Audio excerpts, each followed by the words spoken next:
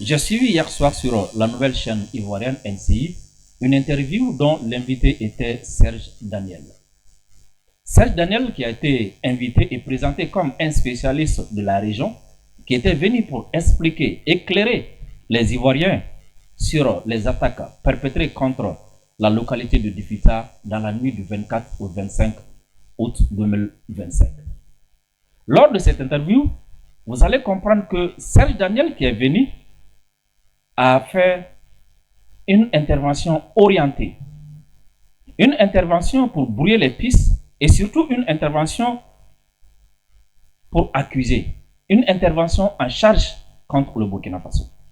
Ce qui a d'ailleurs confirmé mes doutes qui ont pris racine dans le communiqué même du chef d'état-major général des armées, communiqué dans lequel le terme incursion avait été utilisé en lieu et place d'attaque. Nous allons analyser cette intervention ensemble. Chers amis, en voici un extrait. Merci d'avoir accepté notre invitation, Serge Alain. Vous êtes Serge Daniel, vous êtes spécialiste de la région, je l'ai rappelé. Est-ce qu'on peut parler ici, en fonction des indices à votre disposition, d'attaques terroristes? Non, je pense qu'on ne peut pas parler d'attaque terroriste pour deux raisons. Vous savez, dans la sous-région, on est connecté par des journalistes, des hommes politiques, mais des sécuritaires également. Et dès qu'il y a un événement, on recouvre facilement l'information. Enfin, relativement facilement. Mais l'autre observation que j'aimerais faire, c'est le mode d'opération. Vous savez, ça s'est passé à 2 kilomètres de la frontière avec le Burkina Faso. C'est dans une zone où il n'y a pas de téléphone, il faut préciser cela. Ensuite, les habitants étaient isolés. Et le mode d'opération, c'est pas un mode djihadiste. Le sentiment que l'on a plutôt, c'est que ce sont des groupes qui ont quitté un pays. Le Burkina Faso est à côté. Les enquêtes sont en cours de toutes les manières. Elles vont déterminer ce qui s'est passé. Absolument. Et que les gens sont venus justement attaquer donc ces villageois-là pour créer d'abord, pour faire peur, pour créer le truc. Vous l'avez suivi avec moi dans cet extrait. Le soi-disant spécialiste de la région, le soi-disant journaliste, qui, son invitation d'ailleurs sur ce plateau NCI est suspect. Il y a eu une attaque en Côte d'Ivoire. On appelle Serge Daniel, qui n'est pas de la Côte d'Ivoire. On appelle un journaliste de la RFI ou bien de France 24 ou TV5 Monde pour venir expliquer aux Ivoiriens ce qui s'est passé en Côte d'Ivoire. C'est quand même bizarre. Je vais m'intéresser plus tard au profil de Serge Daniel. Mais d'emblée, est-ce que cette attaque-là, on peut dire que c'est une attaque terroriste? D'entrée de jeu, il commence par non, un non catégorique. Ce ne sont pas des terroristes qui ont attaqué. Ce n'est pas une attaque terroriste. C'est quand même bizarre. Il y a une attaque. Lui, il n'était pas présent. Il n'a pas parlé avec des assaillants. Il ne connaît pas les assaillants. Et on lui demande, il vient, il est catégorique, il dit non. Il est qui pour dire non? C'est quand même bizarre. Et ce nom-là, il veut l'expliquer par quoi? Il va se mettre à vouloir parler du mode opératoire. Le mode opératoire, c'est-à-dire comment l'attaque s'est perpétrée, comment les assaillants ont fait, ils sont venus comment, ils avaient quoi, ils ont utilisé quel plan pour attaquer. Mais il parle de mode opératoire. Mais quand il commence à expliquer, il n'explique pas le mode opératoire, mais plutôt, il va se mettre à décrire la localité. Les habitants étaient isolés. C'est pas ça le mode opératoire. Donc, il ne connaît pas le mode opératoire. Donc, s'il ne connaît pas le mode opératoire, comment est-ce qu'il peut venir sur un plateau dire que ce ne sont pas des terroristes? Il n'est pas militaire. Il ne vient pas de la localité. Et pour s'enfoncer, il va dire que selon des sentiments ou ses sentiments. Donc, il est venu donner ses sentiments au nom de venir faire des analyses. Ses sentiments. On entend par-ci, on entend par-là, Nous entendons tous par-ci, par-là. C'est pas ça qui va faire de nous des spécialistes de quoi que ce soit. Les gens sont venus justement attaquer donc ces villageois-là pour créer d'abord, pour faire peur, pour créer le trouble, parce que les djihadistes, généralement, ils ont besoin de la complicité ou de la tolérance des populations locales. Donc ce n'est pas une attaque djihadiste, ça c'est sûr. Et si ce n'est pas une attaque terroriste? Les gens sont venus, ils veulent faire peur, hein, alors que les djihadistes, ils veulent s'installer, ils veulent ça, ils veulent ça. Donc, ce ne sont pas des djihadistes. Le mot djihadiste ici est utilisé expressement. Sinon, durant toute la traque de Ben Laden, aucun journaliste occidental, aucun journaliste n'a appelé Ben Laden djihadiste. Il était tout simplement appelé terroriste. Et subitement, le même Al-Qaïda se trouve ici. On appelle les chefs de ce même mouvement djihadiste. C'est quand même bizarre. Mais qu'à cela ne tienne, il explique.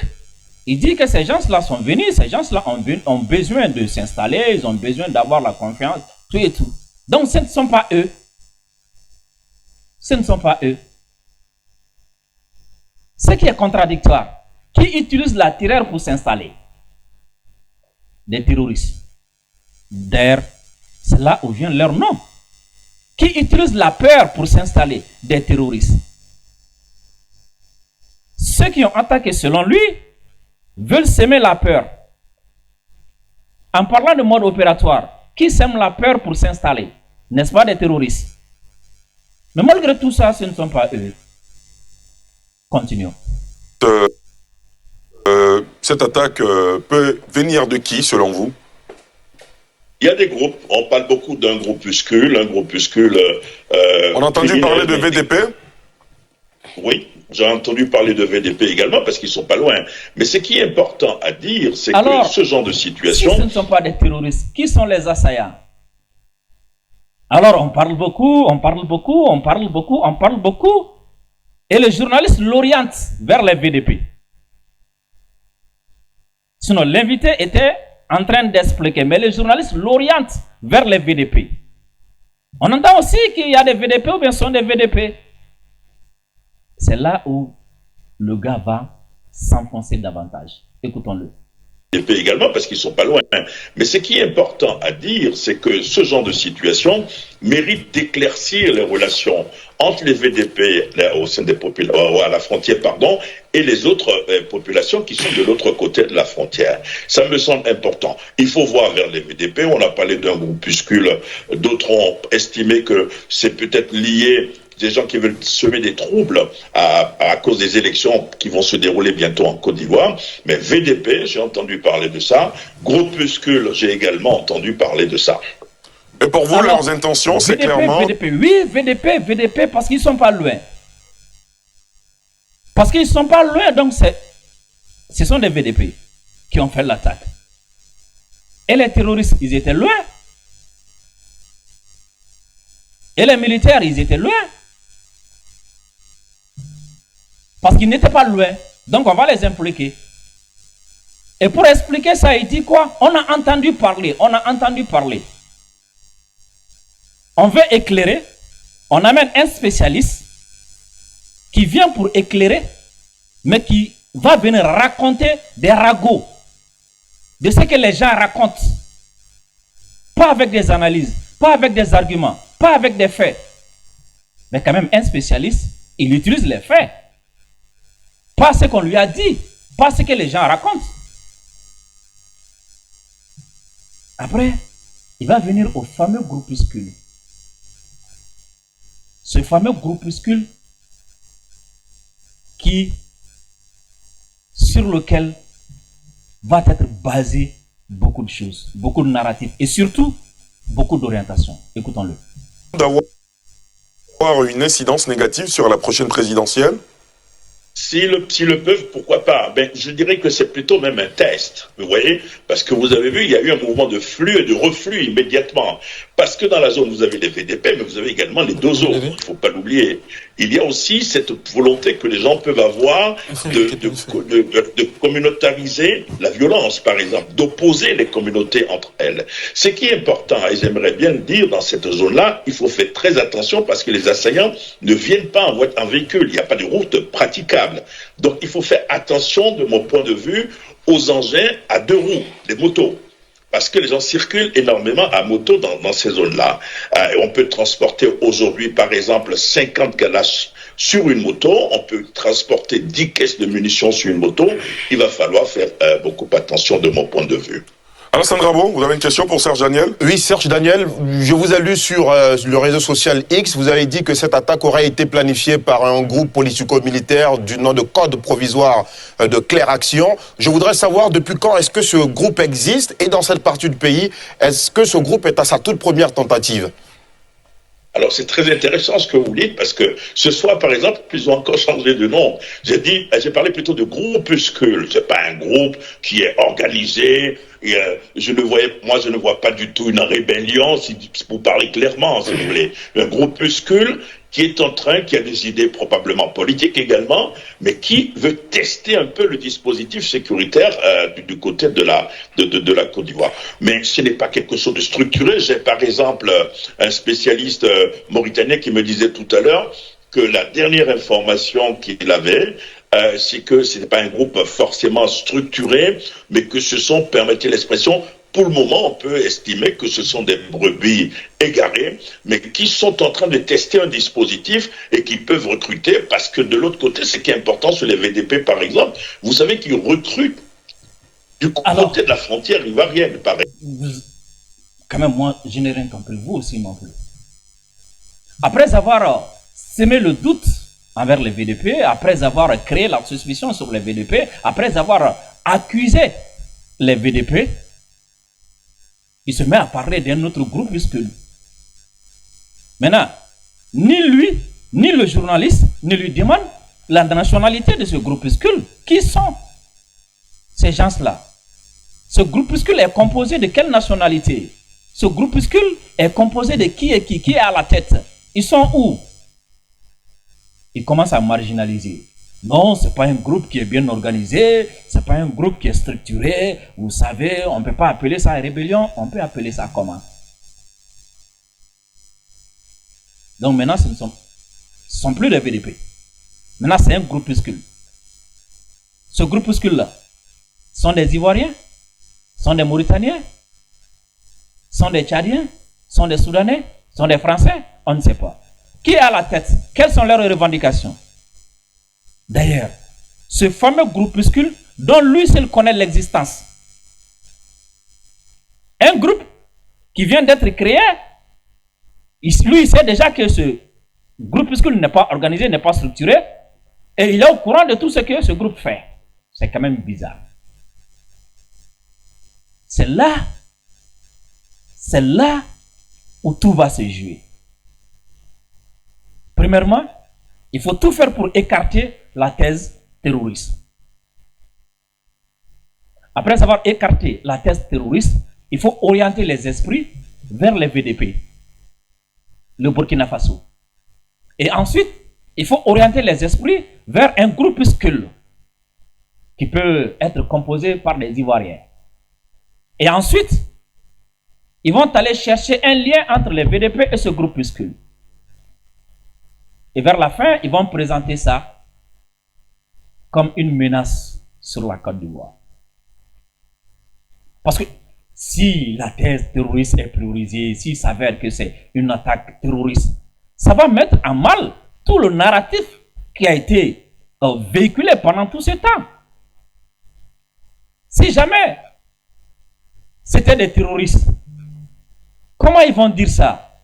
Qu'après avoir dit que le Mali est faible, le Burkina est faible, le Niger est faible, après avoir dit que le Mali, le Burkina et le Niger sont attaqués aujourd'hui parce qu'ils n'ont pas de bons partenaires, après avoir dit que le départ de la France a provoqué la chute, sinon même l'expansion des attaques terroristes dans l'AES, comment eux, ils peuvent venir aujourd'hui expliquer que les mêmes terroristes se sont attaqués à eux qui sont organisés, à eux qui ont de bons partenaires?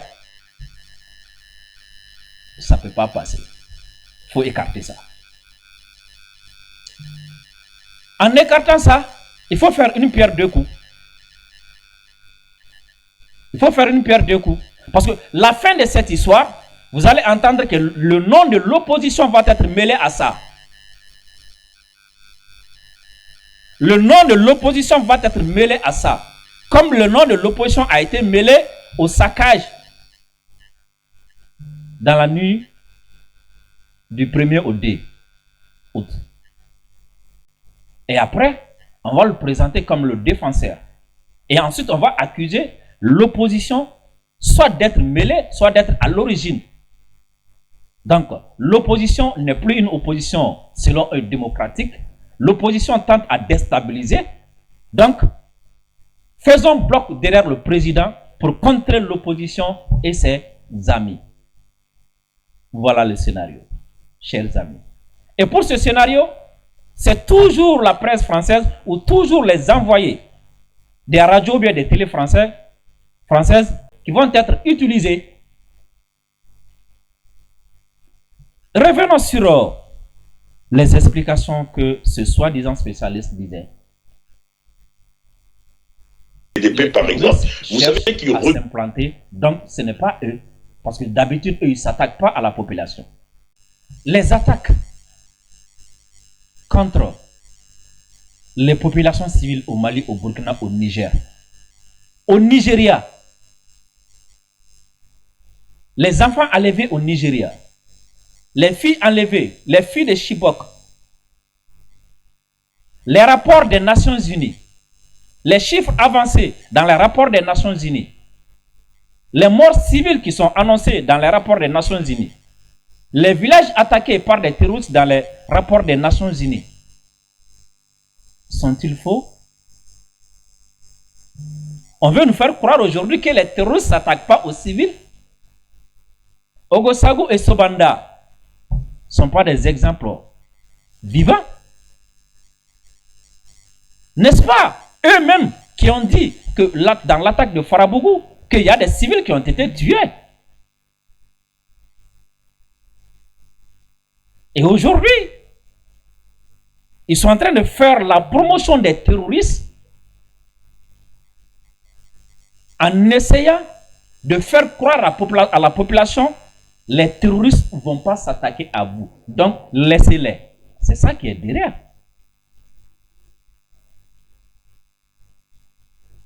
Écoutons le reste.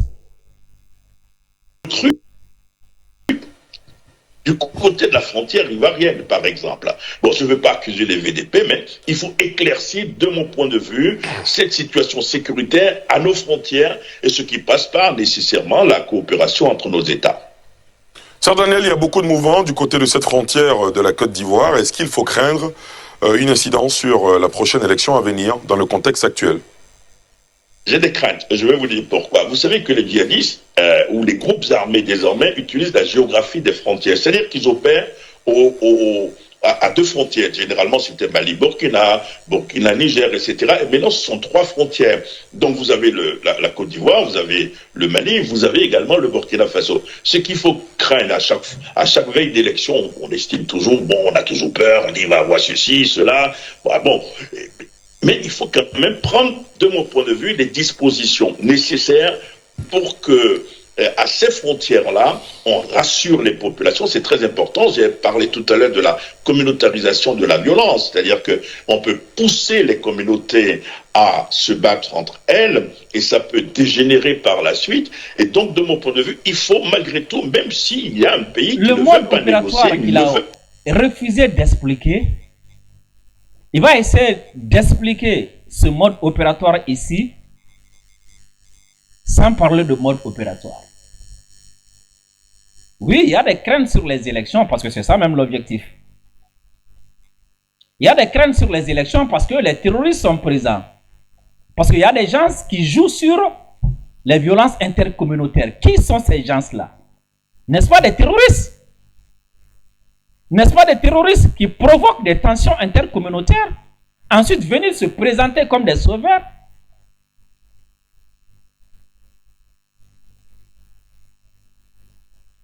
Chers amis, on récapitule. Au début, qu'est-ce qu'il dit? Non, ce ne sont pas des terroristes. N'ayez pas peur des terroristes parce qu'ils ne s'attaquent pas aux civils. À la fin, il vient dire, j'ai peur des terroristes, ayons peur des terroristes. Parce que, où est la logique? Aucune logique. Intéressons-nous au profil même de ce monsieur.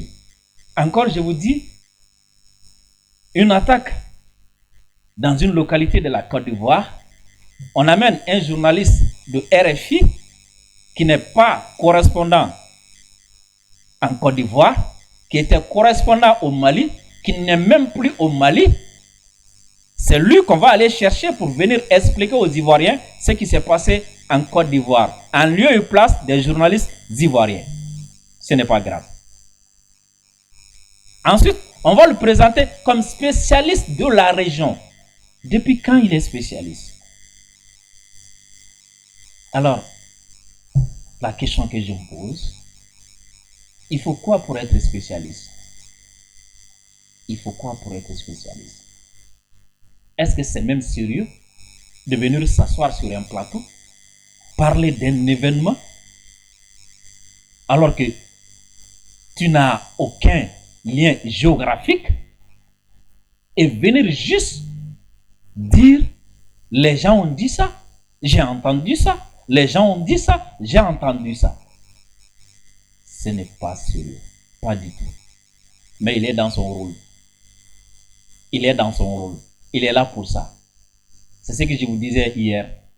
La France va tout faire pour créer de la tension entre les pays de l'AES et leurs voisins.